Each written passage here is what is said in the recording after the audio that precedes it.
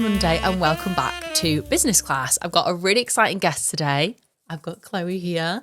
Hello. Hello, Chloe. Welcome onto the plane seats. Yeah. So I feel like I want you to give a sort of little wrap up of what it is and what you do. I've been following Chloe for ages with her amazing journey that she's been on that we're going to dive into a little bit.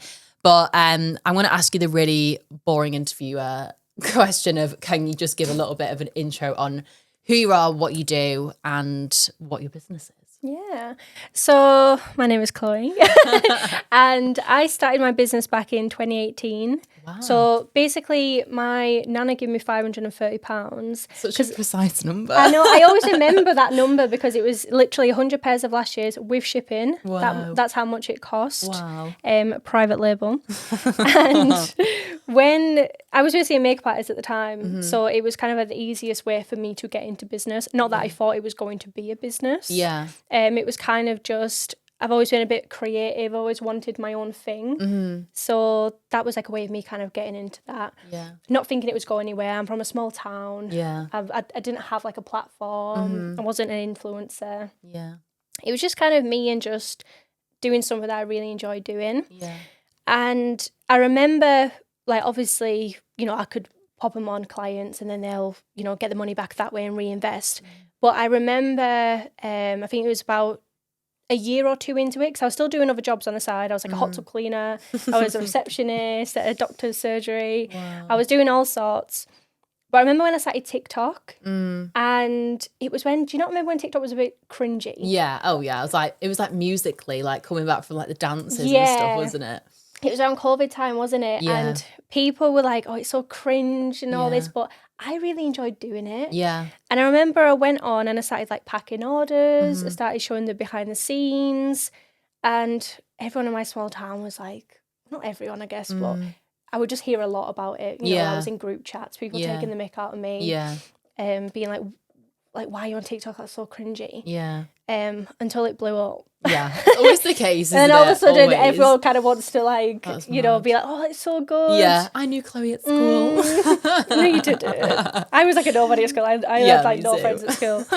But I just remember kind of, I don't know, like, I remember that video and I remember the exact sound. I don't know if you ever remember it, but it was that sound where it's like, you know, you don't have to buy from a company. You just like, comment, share, like to support the business. And it was like a packing video with that sound over it that blew up. Wow.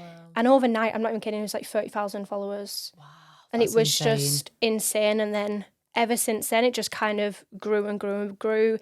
People have such a strong sense of community on TikTok. So they really wanted to like support me. Yeah. And yeah, and then I mean, I guess that's the story. How she got where she is today. Yeah. And today, like, sort of give me an overview of, because I know you've got like team that you run, you've got the new warehouse that you opened. Like, do you feel like you've got to a point now where you're like, I've done it, I've achieved it all? Or do you always like have that mindset where you're like, no, what's the next thing? What's the next thing? Or do you feel like it's like vision board completed, everything done?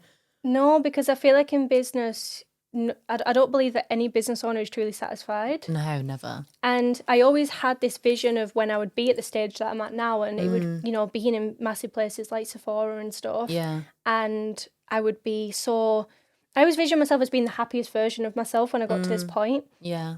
But if anything, I'm probably more stressed than ever. Yeah, it's because so true. There's so much you've got to maintain. Yeah, You'll know with having staff, it's Yeah. making sure you can keep a roof over their heads, obviously, by, you know, making sure wages get paid. And it's just a lot to keep up with. Yeah. So I don't feel like even when you reach success, whatever that is these days, you're never fully satisfied and you're never fully happy. Yeah. You're always that little bit of mixture of stress. Yeah, yeah. What do you think for you's been like so far the biggest pinch me moment where you've been like, I actually just can't believe this is happening? It was recent when we opened the warehouse. Yeah, that was huge, wasn't because it? I bought 50 cupcakes thinking that was enough. I remember you saw that and you were like, I don't feel like anyone's going to show up. And so many people showed up. I literally thought that it was just the weirdest thing ever. I generally we'd gone to Aldi and I got these 50 little cupcakes and I thought that'll do. Yeah. And then I remember I was getting ready and I was like taking my time getting ready because I thought no one's really going to be there. Yeah. And then I think it was about 15 minutes beforehand, my friend Bryony came rushing in and she was just like, Chloe, hurry up, getting ready. I'm like, why? Like, what? And obviously I'll cut the ribbon, but like, I don't really need to look that presentable for it. And she went, Chloe, there's like, I don't even know, thousands of people outside. So I'm like, shut up. Like, she's winding me up. Oh my God. And we were right next to a Howdens. Yeah. And the line was all the way down there, the queue. Oh my like, God. round in circles. It was manic. Like, I literally looked outside and there was just, the whole car park was just filled. Did you feel like happy or did you feel like, oh shit, like what am I supposed to do? It was a mixture of, I can't believe people are here. Yeah. For me. Yeah. In a way. Yeah, like, that was like a really weird thing for me to try and figure like out my brain. Yeah. Did you enjoy like the day itself or did you just feel like, what is going on? Like out of body experience like the whole time? I really enjoyed it. But I think also I remember at one point I was stood in the corner because everyone's like coming to like say hello and congratulations and stuff, and I'm stood in the corner and I was just stood there like this, like zoned out. I was like, what do I do? Who do I go to? What, like, there was a queue that was like 2 hours long for and people. It was like we had like a Centre Island piece and people were wrapped around it twice. Oh my God. Maybe in 3 times, and it was just the wildest day ever. But that kind of made me realise like, shit, this is a real thing. Yeah, like this people are interested in what I'm doing. Because like, was getting the warehouse like an easy decision or did it feel like a bit of a stretch, like this is a big decision? It was so scary because it is massive. Yeah, it's huge. But it was one of them where you'll know yourself in business, like you have to take risks. Yeah. If you don't take risks, you're not going to grow. Mm-hmm. And we were operating out of 2 warehouses. Wow. It was really crammed. Yeah. I think the warehouses were around 2,500 square foot each, so about 5,000, 6,000 overall. Yeah. We even had to get containers alongside that to carry stock. It was just a whole nightmare. And then when that popped up, I remember thinking like, oh, I want to do it. It's a bit scary. Mm-hmm. We did get a good deal on it though. The landlord is brilliant. Wow. I thought this is my opportunity. Yeah. And do you feel like it's paid off and worked out in the right way? Or do you still have times where you're like, oh, I don't know if I've done the right thing? I mean, it is scary because at the moment we're in a situation where we'd paid for loads of stock last December. It's only just arriving. Really? Yeah, so it was meant to come in about February, March time. Wow. So there's been times where I've looked at it because obviously it's looking pretty empty at the moment and I'm like, what have I done? Yeah. But then like I know that when it comes, I think it's like next week. Yeah. Like it'll just fill the whole place. So... That's insane. There's times I look around and I'm like, shit. What decision have I made? Yeah.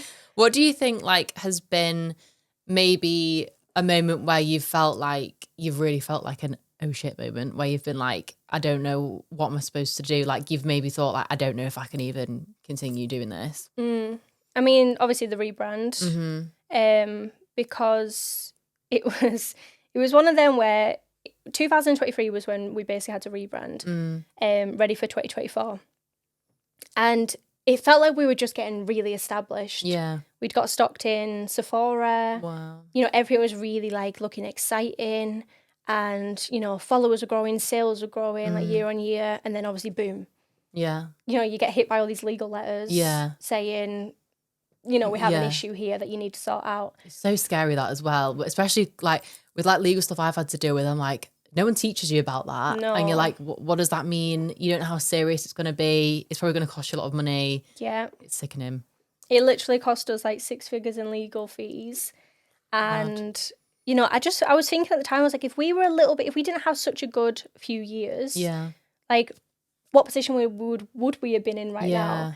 And because we kind of had different options on where we wanted to go, it was just overwhelming for me. I was battling with such a good year, trying to keep on top of everything. And then we couldn't bring out new products, so we couldn't keep things kind of relevant. Yeah. Because, the old name and stuff. No point getting anything printed with it on. Yeah. Trying to think of a rebrand, trying to think of a name.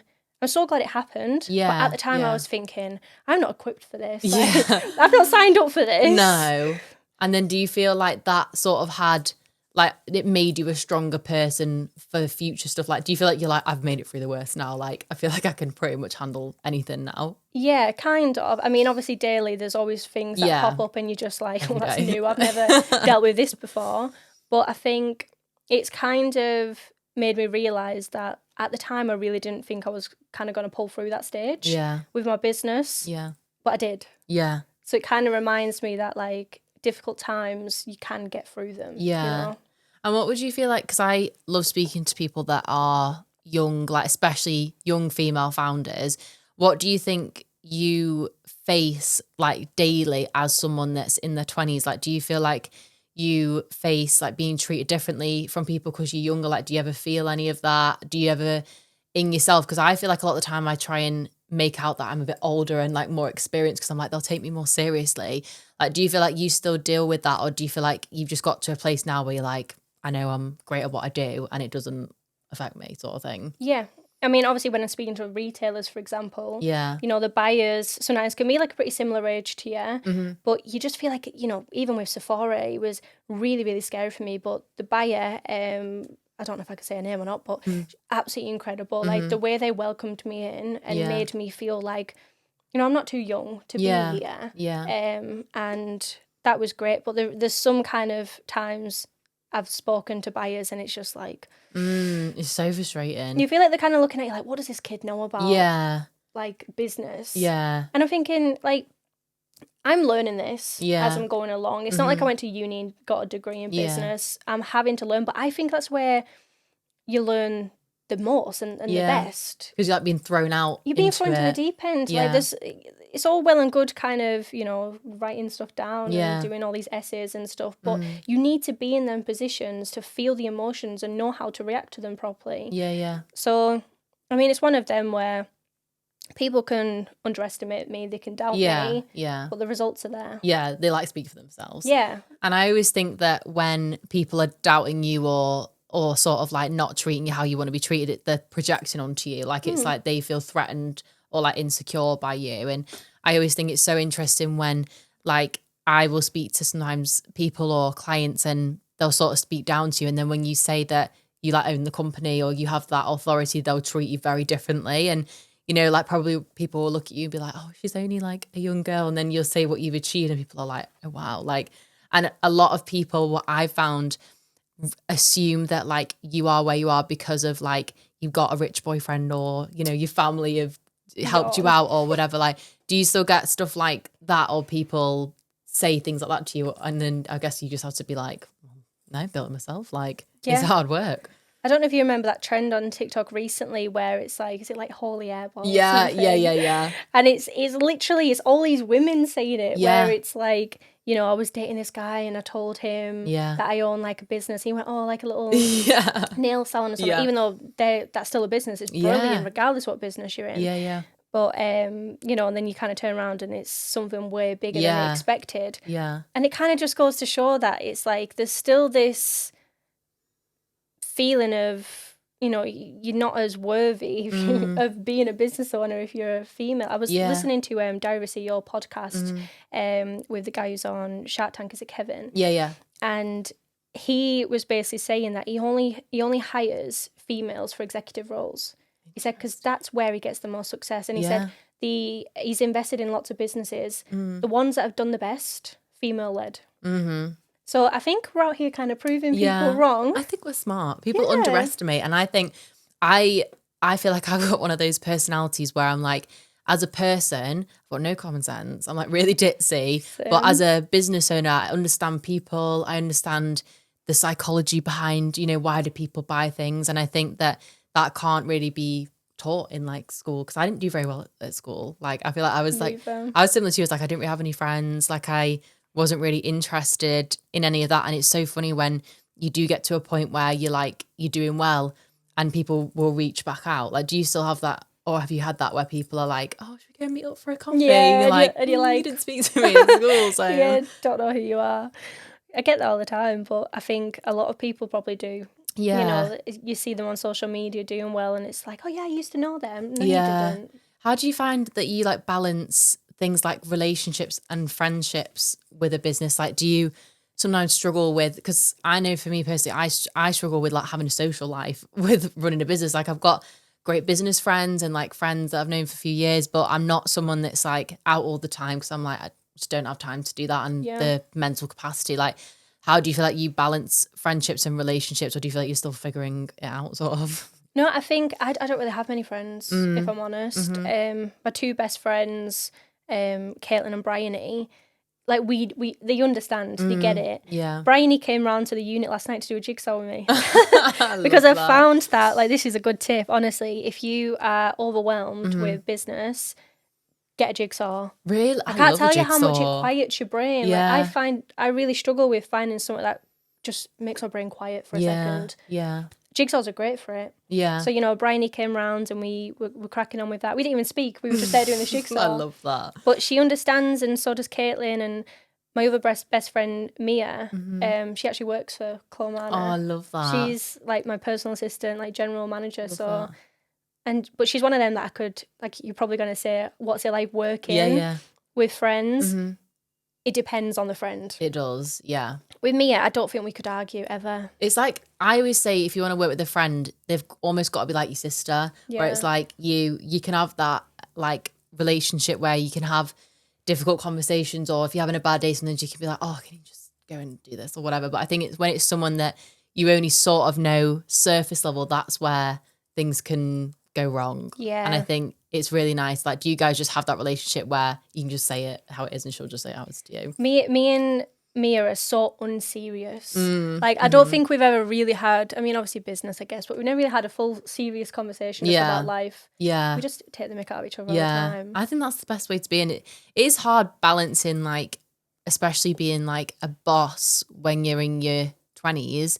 It is hard to balance being like yourself, because we are like unserious and we don't really know what we're doing, with being like authoritative, and when things go wrong, like having to put on that other hat and being like, listen, that's not on, and having like, how do you, I always love asking people this because I'm still learning myself, like, how do you balance being yourself and friendly and loving and funny, but also being like serious when you need to be, sort of thing? I think it's really hard, and I still struggle with this. I think, again, that podcast, you really need to listen to it, The Diary of a CEO with Kevin. I think it's called Kevin.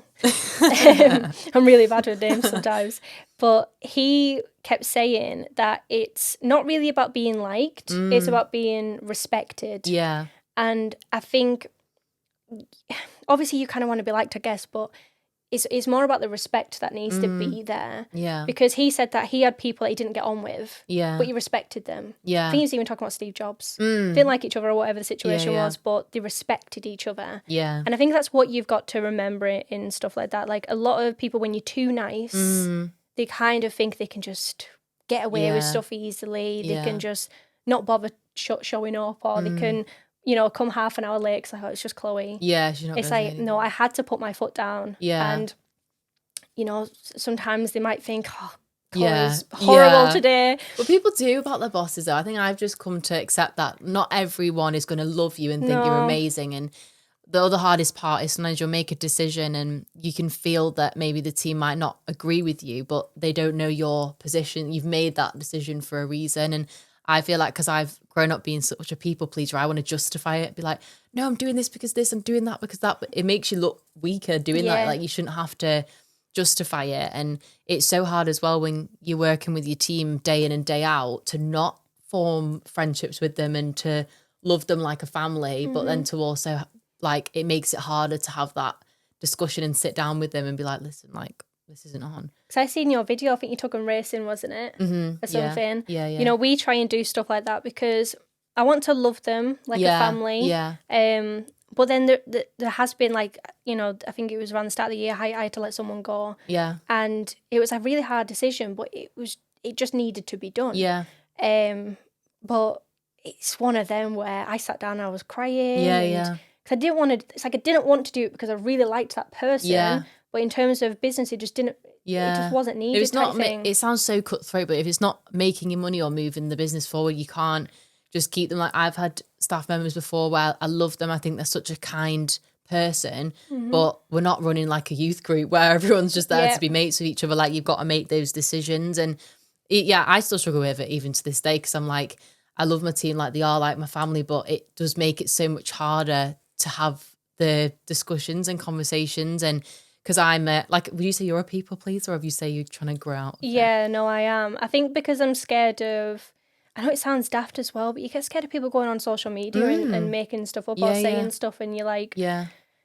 Because the business is well known, isn't it? It's like you don't want people to be like, I worked for Clomana and they said this and she treats the staff like that, because people love to jump on the downfall. Like people would love that if that came out. Like, oh, I knew that was going to happen. Like they people are just waiting now. Like the cancel culture's just, does that give you anxiety? Because that gives me anxiety all the time. It gives me massive anxiety because it's like, I feel like I'm one of them that if it happened, I'd probably just ignore it. Yeah. Unless it was something really serious. Yeah. But I know that I'm not going to do something that wrong for that to happen. Yeah, yeah.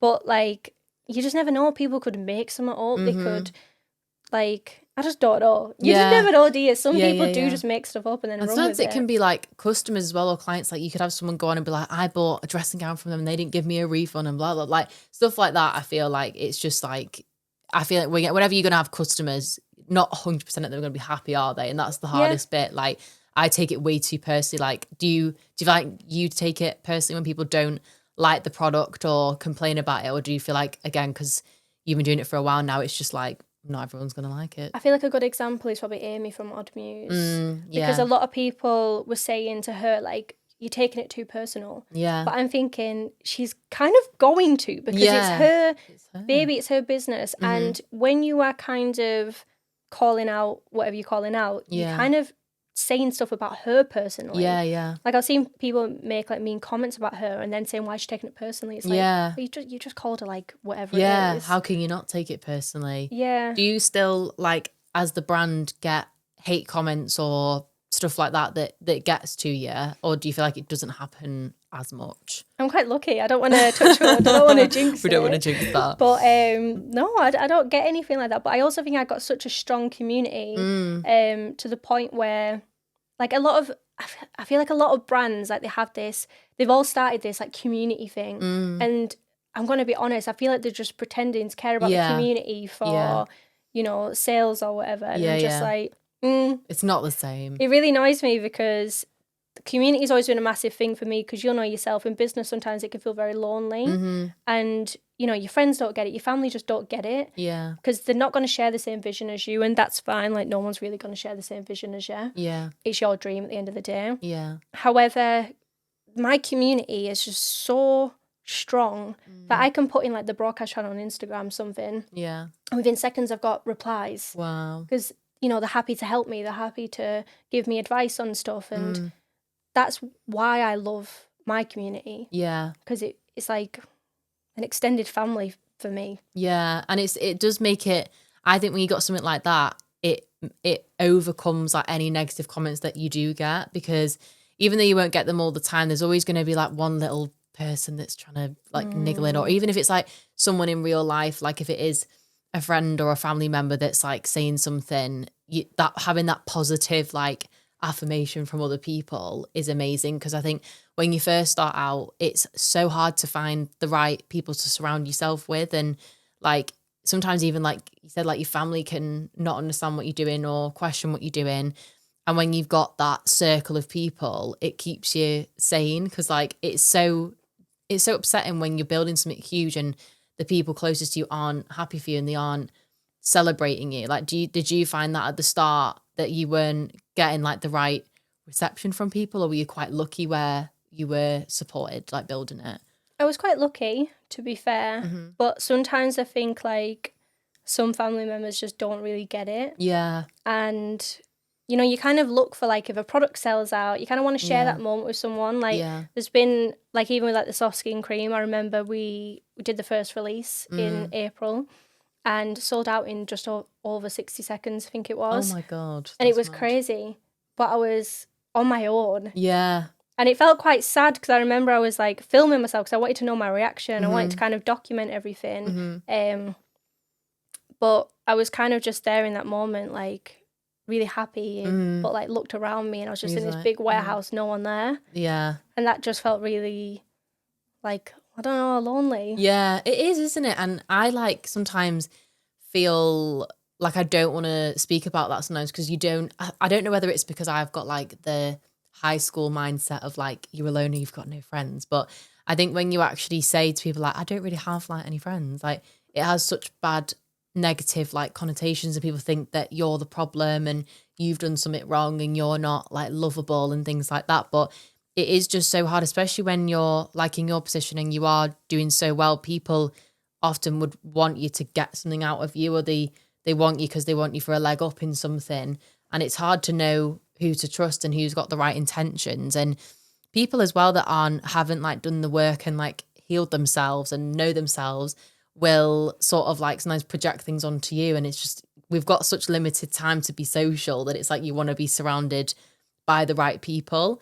And like, I know you've got like your boyfriend now, haven't you? How do you find like balancing relationships with the business? Is he quite supportive and like understanding of how everything works? He's really supportive. Oh, I love that. He's so cute. He just like, there's a video that went viral the other day, and it was I was working in the shop. It was a Saturday, and I was like, "Where's Leo gone?" And I could hear like noise coming from like the little TikTok area, like the packing area. So I like walked around. I was filming at the time. Like some people said that he was like orchestrated. It completely wasn't. It was completely like spontaneous. And I'd gone round and he was just there packing orders with like YouTube up on his iPad. Like, and I was like, so cute. I hadn't asked him to do that at all. Yeah. So he's always kind of, you know, always looking out for me and always helping me out with stuff. I generally couldn't ask for like a better boyfriend. That's amazing. How did you meet each other? Hinge. Did you? Yeah. But it was such a weird situation because I was like, I'd just come out of a situation ship, I guess you would call it. Yeah. And I was like heartbroken over that. Yeah. It really annoys me that I was like that, because it was like a situation where I knew it was going to happen. Yeah. I was like fully prepared for it, but then when it happens, you're just yeah. like, yeah. So I was like completely like, no, don't want to see anyone, no. And then one of my good friends, Izzy Oakley, she's an influencer. Oh yeah. I love Izzy. Yeah. And she'd said something about Hinge, and I was like I've just got to try and like see what happens. And I remember went on there, and I think he was like the like second or third person or something I'd matched. And then we just started speaking, and I never talked to anyone else. Wow. I deleted it basically like the day after. That's insane. So how do you think he like? So say if you have, like, I assume you have days like this that I have. You know, and you just come home and you just like, oh my god, like you're crying or you just like staring into space. Like, how does he know how to like deal with you when you're like that, or like talk you out of things and like make you feel more positive and like back on track? I have to be on my own. Yeah, some people do. My boyfriend's like that. He's like, don't speak to me. Like, no words will help. It's just, I need to be by myself. Yeah, because I think Leo sometimes has a thing where he'll just try and talk and talk and talk. Yeah. And then sometimes he'll just like, I just need silence. Yeah, just and let me be by myself. Like he'll try fit, because he lives in Manchester and I'm in the Lake District, so we only see each other at weekends, but you know, he'll FaceTime and I'll just go, I'm too busy. Yeah, but he gets it. It's not like a personal thing. He's like, oh, all right. Yeah. But he understands. Do you think like, so like with running a business, obviously people say you need things like outside the business, like a life outside the business, which is hard to do. But do you find that you've got something that you do that makes you feel a bit more calm and like take your mind off the business? Like, you know, people go to like the gym every day or like yoga or whatever. It's so hard to find it. Like, do you feel like you've got something that keeps you like sane and happy? Or do you feel like you're still just like, I'm in the business every day? Yeah, I feel like I'm still figuring it out, because a lot of people, like, I'd posted a video on TikTok, I think it was like the other week, and it was complete burnout. It was me just crying on camera. I remember thinking at first, like, why am I even posting this? Yeah. But I thought, there's so many business owners that just want to see that real side to being a business owner. But all you see is the good stuff on LinkedIn and whatever. And I'm like, no, I want to post the real stuff. Yeah. And we all cry, we're all humans. It's not that deep. Yeah. And I remember when I posted it, everyone was like, oh, you need to book a holiday, you need to go on holiday. I'm like, no, but the thing is, even when I go on holiday, all I'm doing is thinking about, like, I'll even be getting a massage. Yeah. And I'm sat there with my head in that hole. Yeah. Thinking, oh shit, I haven't done that. Or this needs to be done, or I need to email this person, or what time is it? Like, I generally can't switch off, and that is a massive struggle for me. Yeah. But like I said, jigsaws. Only discovered it like a week ago. It's like the smallest things, isn't it? Where you just like I've just got into like reading, so I like sit with my little Kindle and I'm like, don't speak to me, I'm reading, because that's the only thing that shuts my brain off. Because it's like my brain's usually just going on and on and on. And I'm not a gym goer. Like, no. I like walking sometimes. Like, I've got my little puppy now. Haven't you got the cutest dog ever? I feel like, Robin. Yeah, I've seen him in your little video. It's so cute. Like, walking my dog's great, but I still am thinking about things.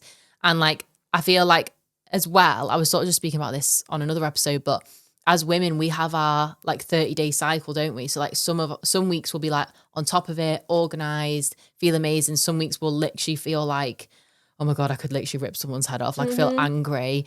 And like, it's just like managing them emotions and not projecting that onto people, or like, you know, if you're like stressed, like not bringing that into work and like keeping the morale up. Like, do you ever feel like when when you're really busy and the team's like stressed, that you feel like responsible for it and you're like, I want to make you all happy and like love your job? Because that's a big responsibility in itself. But I think it's also just like, you can only do so much, can't you? People have got to want to be there and like have the work ethic. Like, do you have to sit down and do like appraisals with them and things like that? Or do you sort of just do it as and when you think they need a chat sort of thing? I mean, we try to.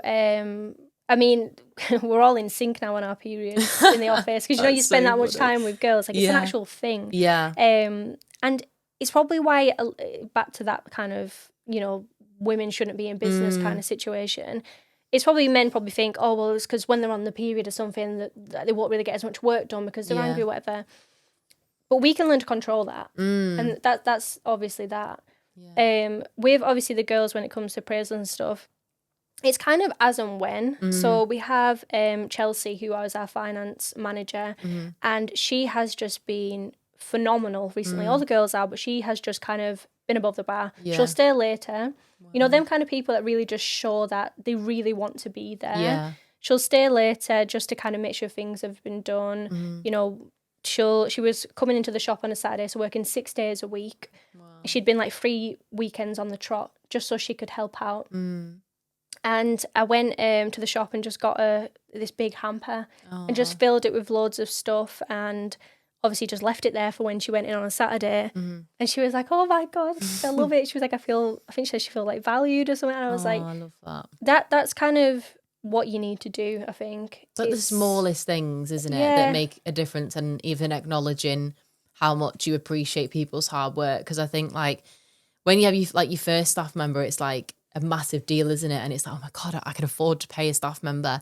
And then when you have a bigger team, you're so wrapped up in your own stuff that you forget that sometimes they'll just like, they might come to me and be like, is this poster right to go out today? I'll be like, yeah, that's fine. But like to them, it's like they want to hear like, that's amazing. Or like they want to hear some feedback. So like, I feel like I've just been trying to, it's a whole nother like ballpark learning about, like appraisals and HR and all the different policies that you should have in place. I've been trying to learn about, which has really overwhelmed me.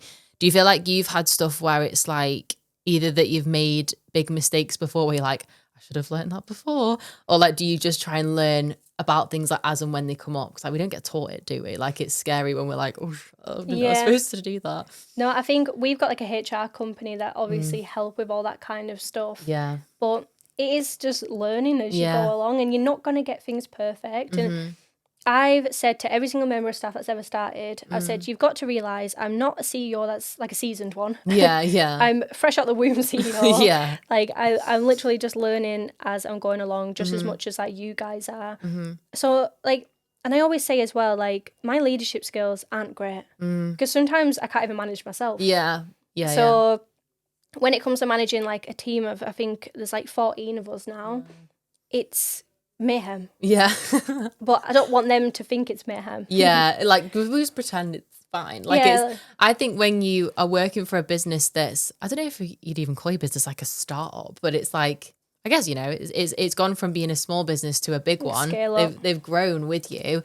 I think like that, you have to accept when you're working for a business like that, the CEO, we aren't really going to know what we're doing. Like we're learning as much as you are. But there's good and bad sides from it. Like they're going to get a much more compassionate, caring workplace than maybe you would be if there's 500 staff members. You're going to get so many benefits. You see the company growing. But the downside is that sometimes it's like we might make mistakes. We might do things wrong. Like we're only human. We're only learning about it. And like it's just about those people that are willing to be there for the ride and that are like, like, because I feel like some people will see it as a job. Some people will see it as like a full-time career. Like they want to be there and to help you. And it is really hard to find people, when you're in the hiring process, like finding those people where you're like, I couldn't live without you. Like, do you find hiring difficult, overwhelming? Like, I'm like, oh, could someone else just do it for me? Yeah, it's finding people who are kind of genuinely invested in the brand and want to kind of go the extra mile. So it's like I evaluate little things. Yeah. Like if there's a staff member that as soon as it hits 5, like the clock watching almost, and it's 5 p.m. and they shoot out the door. Yeah. It's like they're racing to get home. That's a red flag to me. Yeah, yeah. Like I understand, obviously, you have, people clock in as soon as, it's not like it's mandatory. You have to stay behind or anything like that. But I've also got staff members, like Chelsea, for example, who, even if it's just 5 minutes, just saying bye to everyone, just having a little gossip or catch up. Tonight. Yeah, exactly. Or, or just kind of not rushing out. Yeah.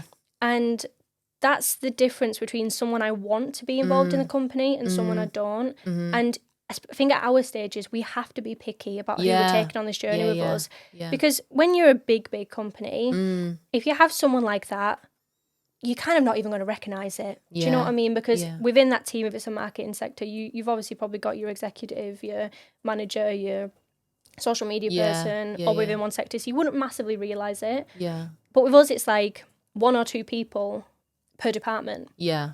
So I noticed that. Yeah. It's still, like, even though it's, like, big, it's still small. Like, it's still a small team. Because even sometimes I think, how many have I got? I've got 8 people now. And I think, like, 8 people, like, that's a lot of people. But in comparison to other businesses, it's still a small team. And I have to be really careful about everyone's attitudes, how we're all treating each other and speaking to each other properly. And I'd say for me, like, if I think about all the different attributes you have of, like, a business, like, I would say for me, team's the hardest one. Yeah. Would you say that for you as well? Like, because I mean, your business is very different than mine, but I know you've got, like, all, like, the product design and things like that. Like, what would you say for you is the thing that you stress about the most, and the thing that maybe the opposite, like, proper lights you up and you love doing it? I guess it can be both. Team can be both. Yeah. But I'd say it's stressful most of the time. Yeah. I mean, it's knowing what, like, department that you have.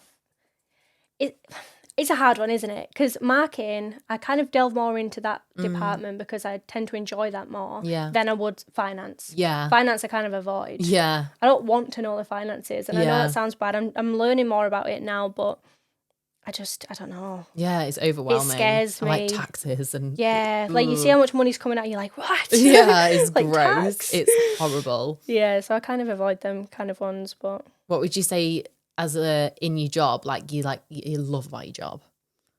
I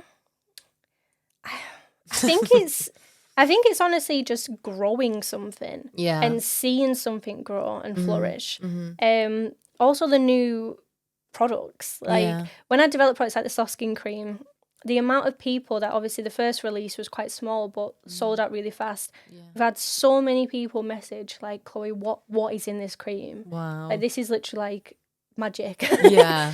And because I've spent because I'm a bit of a science freak, I love science. I bet that's so interesting, finding out like why things work, what's in things. It's crazy, because especially when you look at other things on the market that are so bad for your skin and it's just like cheap stuff they've picked out. I bet it's so interesting to just learn all about it. Mm-hmm. I'm like, well, before being a business owner, I wanted to be a doctor. Oh, did you? Yeah, so I hadn't gone to sixth form or anything like that. So I went to Access to HE course at college, which gets you into university. Wow. And then I did Advanced Pathophysiology and Diseases in Practice at Open University. And I was kind of trying to move my way upwards. Yeah. Because I love medicine and stuff like that. Yeah. So when it comes to obviously the skin and me having really bad eczema and growing up with it, I knew exactly that what I wanted to do, and that was a moisturiser. But it can cost a lot, and obviously research and development.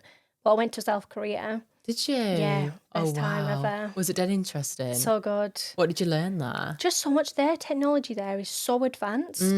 Like, they obviously came up with that PDRM, which is salmon sperm, basically. Yeah. And we kind of knew about that before it even was, a thing in the UK. Yeah. Because over there it was a thing. Yeah.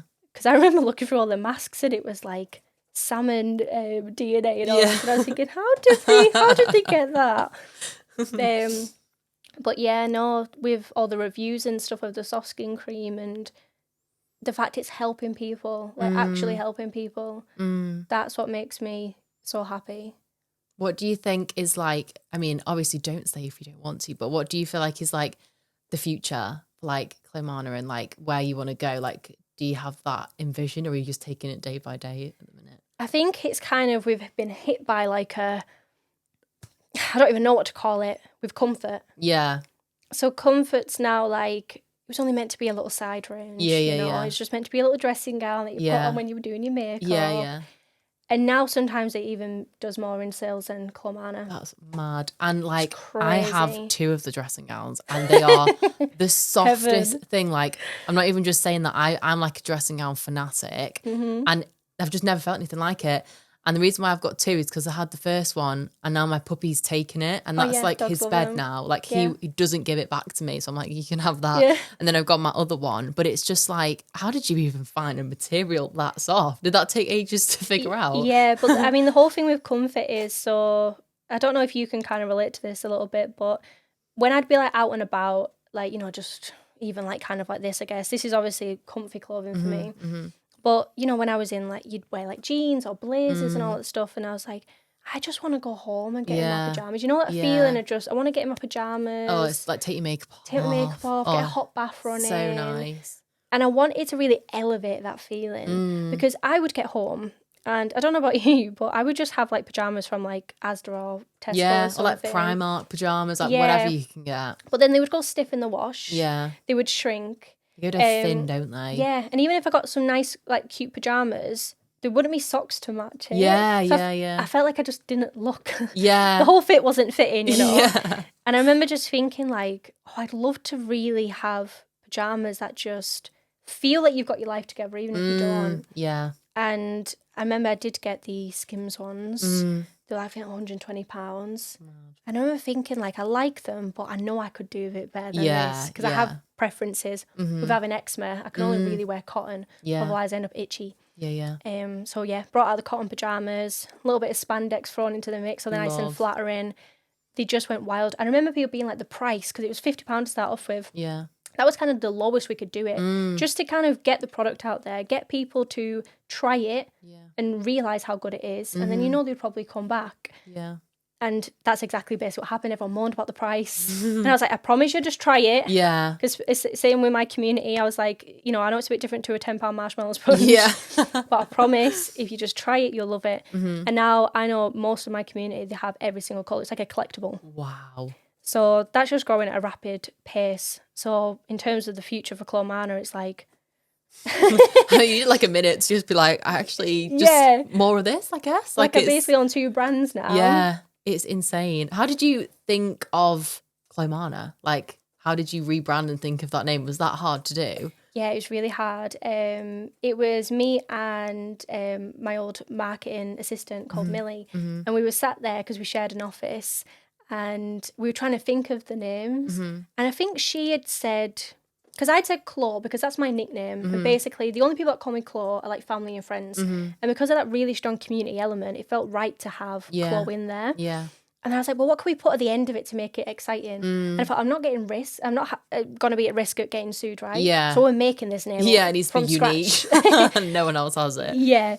So we're thinking of loads of things that mean like powerful, how you feel when you have makeup on, you know, premium, because that's the kind of direction we wanted to go in. Yeah. And then I'm pretty sure it was Millie who thought, like, seen Mana. I can't fully remember, but I feel like it was. And then she said Mana, went, Clomana. Like Clomana. And then the more it just stuck and stuck, it was going to be just Claw with a full stop after it at one point. Yeah. We got that trademarked and everything. Wow. And then I was like, no, Claw just sounds boring. It's short now. Yeah. So came with Clomana. And honestly, generally the best thing we did.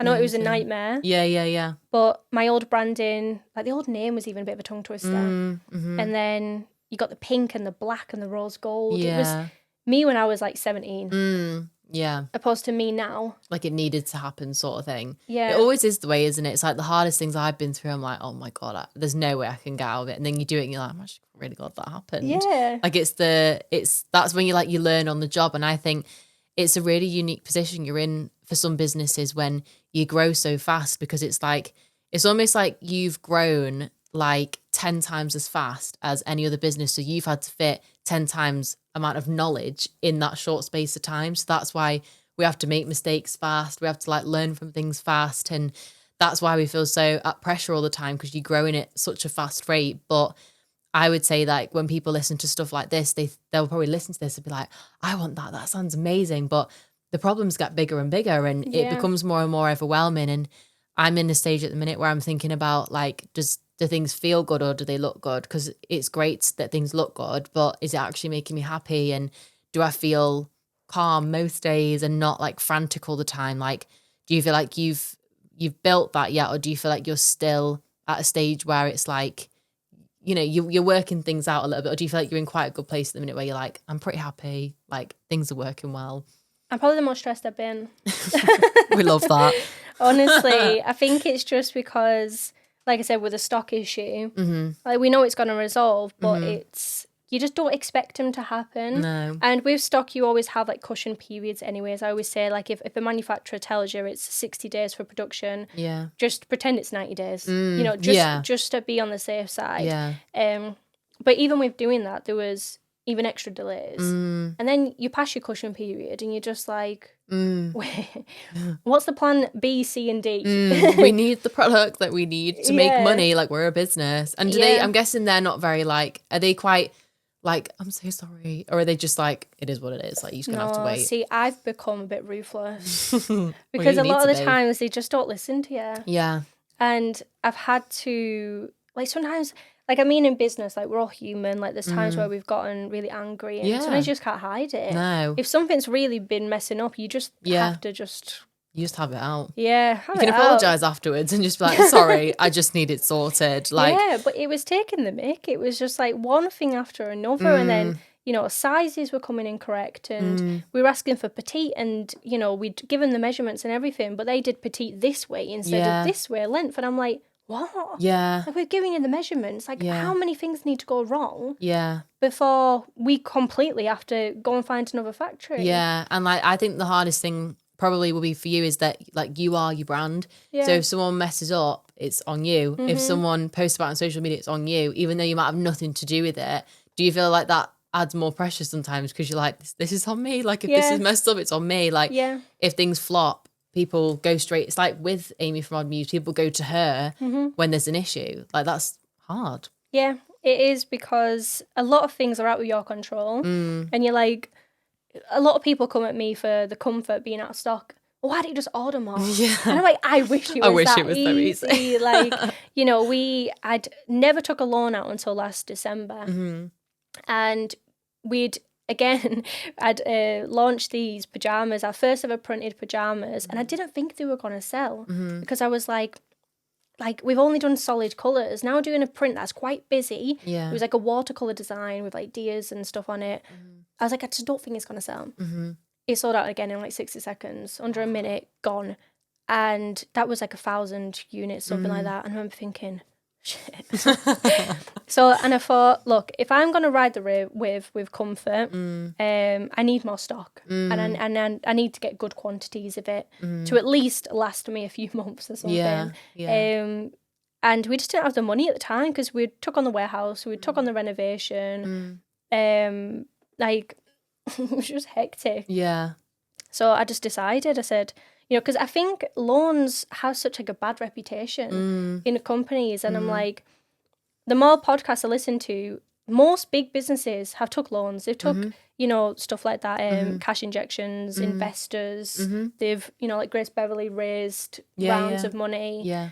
But yeah, I always had it in my head that debt is bad. Yeah. But it's not, because we were able to buy loads more stock and we sold it all. Well, yeah, sometimes you need that cash injection to invest in more to make more money. Yeah. But it does have a bad rep. Like, did you feel like that was like an easy decision for you to do, or did you think in the back of your head like, oh, people are going to think blah, blah, blah? Yeah, like I think people think if you take a loan, it's like you're failing or something. Like you should have the money in the bank. But another thing, because that video went viral of Leo packing the orders, and I'd put my small business, because technically we are still a small business.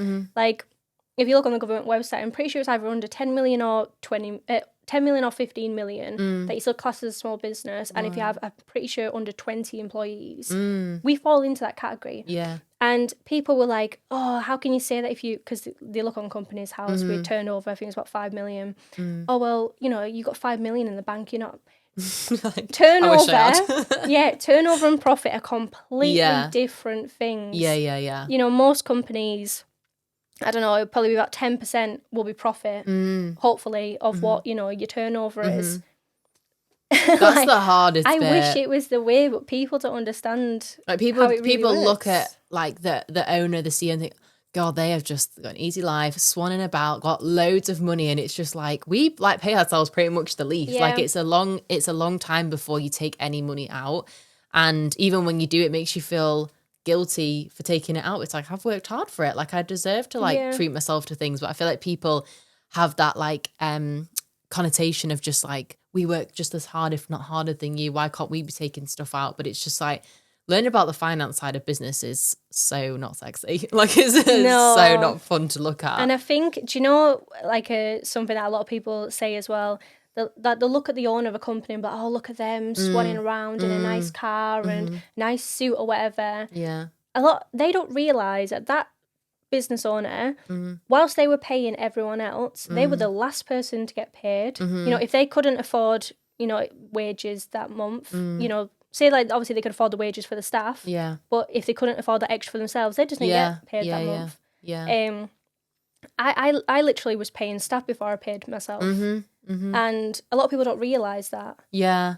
What would you say, like, you know, when people do like go to you for advice or like listen to things like this and they're like, I want to be in your position, like what would you give them as advice to succeed, but also like real advice on like it's not as glamorous, you know, as it sort of looks most of the time? Well, that's why I did that TikTok the other day where I had my little meltdown because I was very open and honest about the fact that I'm constantly seeing, you know, chase your dreams, do this and really good motivational videos, but don't have this idea that when you get to a point of success or whatever you deem to be success, that you will be happy because it's just not the case. Like people say money buys your happiness. Like I used to think that was a thing. Yeah. Until I kind of got in that situation where I did feel a bit financially free. And I was probably the opposite because when you have money, you're kind of scared of losing it as well. Yeah. Especially in business because you know you've got to keep spending it to grow the company. Yeah, it's like we'll have like one really good month and I'm like, okay, like we need to have that again and again. Like it's not, you don't really sit in it and go, wow. Like it'll be like, you know, when you sell out with something, you'll probably be like, okay, we need to start the next thing now. Like you never feel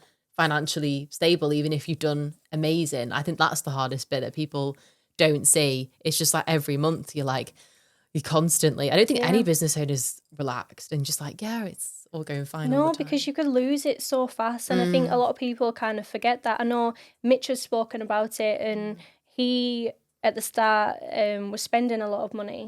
I think he even said that he'd bought his mum a car, I think.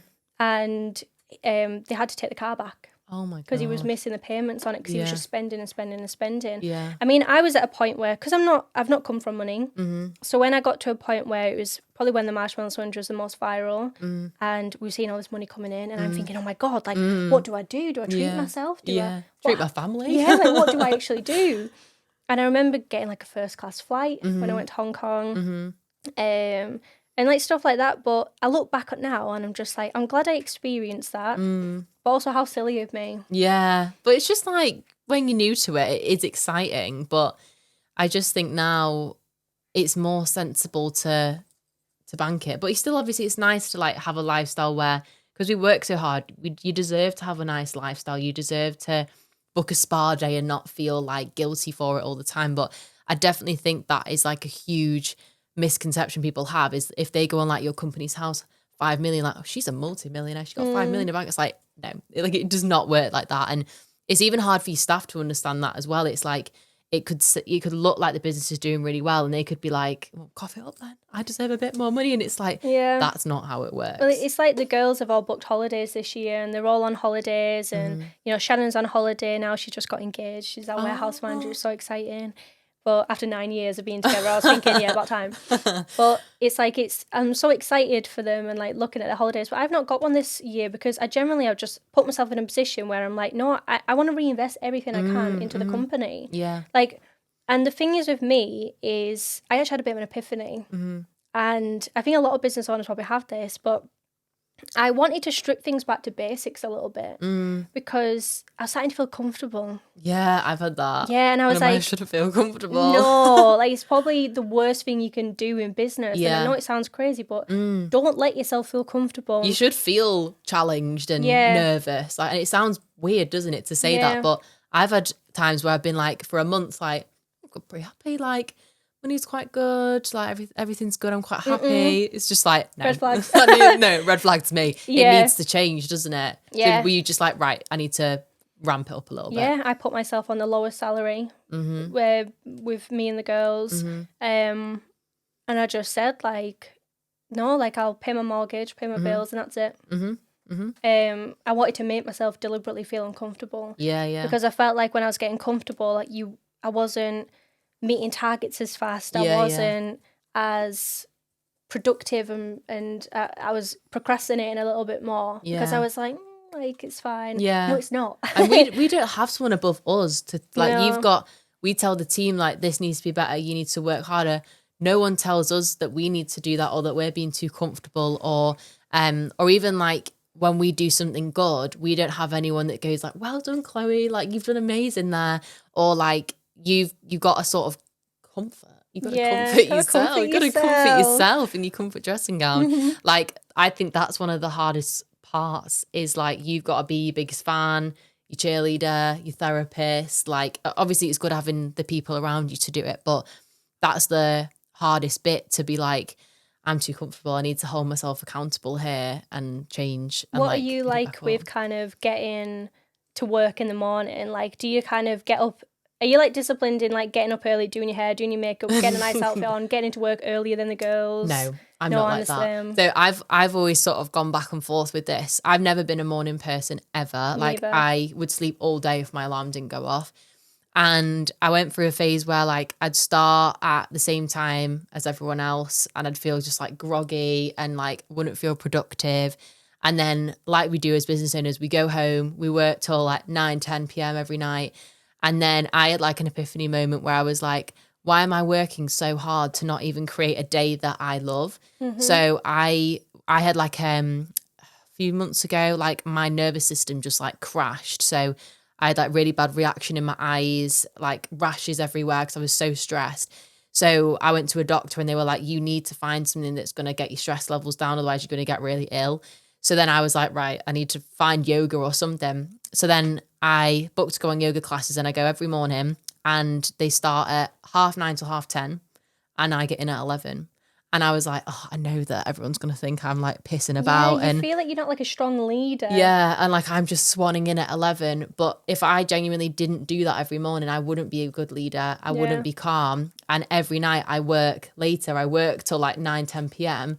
Mine's 2:00 in the morning. Yeah, but it's just different for everyone, isn't it? It's like you might get in at 12, like you might get in at 2, but it doesn't really matter because it's your business and like you should be allowed to build it around you and not have to, like I've had business coaches and stuff say to me before, like if you want to take the business to the next level, Vic, you're going to have to be getting up at like 5 a.m. Yeah, it's like this vision that you have to be a good, CEO, good boss, director, whatever, that it's 5:00 in the morning, you're getting up, then, you get there 2 hours before everyone else, and by the time everyone's there, you sat there in a meeting room. Yeah, it's put like together, like everything's organised. I find that I can't seem to work well in the morning. No, I can't. I don't know what it is. I feel sick in the morning. I'm like, I just can't do it. It's like my brain's just not wanting to like fully work. My best time at working, I'm not even kidding you, it's probably about 6 p.m. onwards. Yeah. Till about 2:00 in the morning. Like, I'm fully awake then. I've been through my day and most productive, my best ideas come out then, I think. I'm a night owl. So I will be there at 1:00 in the morning just on my laptop, and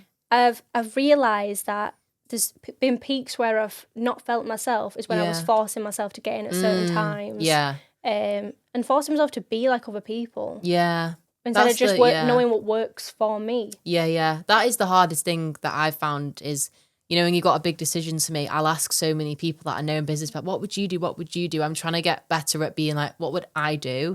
And then just stick with it and think about, I might handle it differently than other people, but that's okay. And I've obviously got to this point because I've done something right. I think that's the hardest bit though, is just like, what's everyone else doing? What does she look like she's doing? And so do you feel like you've got a daily routine now, or do you think you literally just play it by ear and what feels good that day, you'll just go with that? No, so I've got myself into a bad routine again. I can get myself in routines and they just end up going feral again. Yeah. Because we've got TikTok lives now that go on till like 11 o'clock at night, midnight. Wow. And most of the girls are more comfortable when I'm there with them instead of, just being on their own. So it's like I don't get back, but then I can't just switch off. I can't just get home and go straight to bed. Yeah. Like I get home and then, quick shower or whatever. Yeah. But then I'm like on my phone, doom scrolling or whatever it is. I can't switch off. So then I'm not getting to sleep till 2-3 o'clock in the morning. Yeah. And if I even bother trying to get up at, like my alarm will go off at 8 o'clock in the morning. Yeah. I'll quickly look at my phone, see if there's anything urgent that popped up. If not, I'm back to Back sleep. And then 9 o'clock again, when the girls start, I'll quickly check if they need anything. Yeah. And by then, it's probably about 9:30 I actually get up. Yeah. And like do you feel like you've come to terms with that now and it's just like, that's just me? Or do you have times where you're like, No. I hope the team doesn't think I'm like slacking or being lazy? But they don't see the graft you put in outside of the work hours. I think that's what makes me feel like it's acceptable. And also like, you're your own boss. You're allowed to do that. But you feel guilty, and I feel like I'm not good enough when I'm like that. Like I feel like I want to be that boss that gets up at 6 o'clock in the morning or whatever. But I just need to realize it's not me. I've tried for years to kind of establish a routine. Yeah, I've got low B12, low iron, all this other folic acid stuff, and I got PCOS. So. I've been constantly going back and forth to the doctors about my fatigue. And I think when you have stuff like that and you are a business owner, you just got to find a balance that works for you. And clearly I've done something well, because how I've built my business so far, it wasn't me getting up at the crack of dawn. It was me just working when I felt the most inspired, and that's when I get the most work done. So it's hard, isn't it? You feel like you're not a good business owner for being like that, but then I'm here. There's Must be doing something. Yeah, you're doing something right. And I think it always, like, for me, puts into perspective when, when people tell you they look up to you, you're like, what? Like, that's weird. So it's just like you are doing something right and you are inspiring people by doing what you're doing. And I think like that's what brings me comfort sometimes, when you have those days where you're just like, I'm not cut out for this. It's just like, must be like 1% of people make it to the position that you're in, which sort of like puts me in the right mindset. So what would you say, last thing before we sort of round up, is like, if people are watching that they've been inspired by this conversation, hopefully they have, and they want to start something, but they've got things like, I'm scared of what people are going to think and things like that. Like, what is just like your last bit of advice you'd round it up with? You just got to not care what people think. I know it sounds a bit like straight to the point, but you just really have to not. If I'd cared all them years back when I was doing TikTok and I was like, oh, it's a bit embarrassing me doing this, I'm going to stop. Yeah. This wouldn't exist. No. And at the end of the day, like, people need to just be focused on themselves. Yeah. Instead of other people. And you just got to be, like you kind of said, your biggest cheerleader. Yeah. You've got to be in it for yourself, in terms of being like, your biggest kind of cheerleader, I guess. Yeah. But yeah, I would just say it's as simple as just don't listen to them. Yeah. And it's hard, but I feel like when you have that epiphany moment, it's just like nothing else matters anymore, do you? It's just like straight laser focused.